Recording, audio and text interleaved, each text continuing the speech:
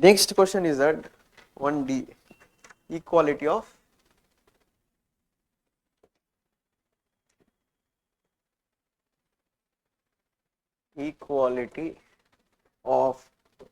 capability.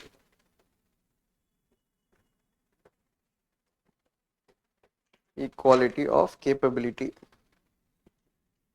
Comment.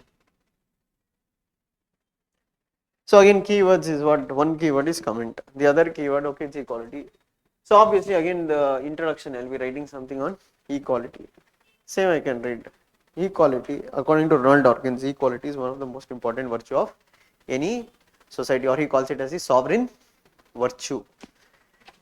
Then you can say equality of capability was given by Amartya Sen. I have to write about Amartya Sen and Martha Nussbaum. And you can say Amartya Sen gave the idea of equality against the Dworkin's equality of resources. When Dworkin had argued that people should be made equal based on resources, Amartya Sen argued that it will be futile without building their capabilities. So Amartya Sen argued that state has to invest in basic facilities, bring human development, build capacities. If you want, you can add there, as there is a Japanese proverb which says that what rather than feeding a man fish every day, teach him the art of fishing.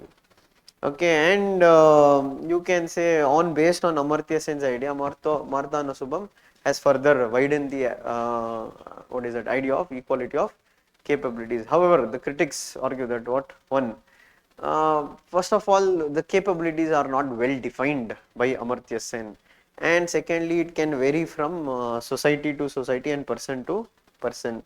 Third, secondly, you can say to build capabilities, the state should make investments that requires large number of resources which should be available at the state.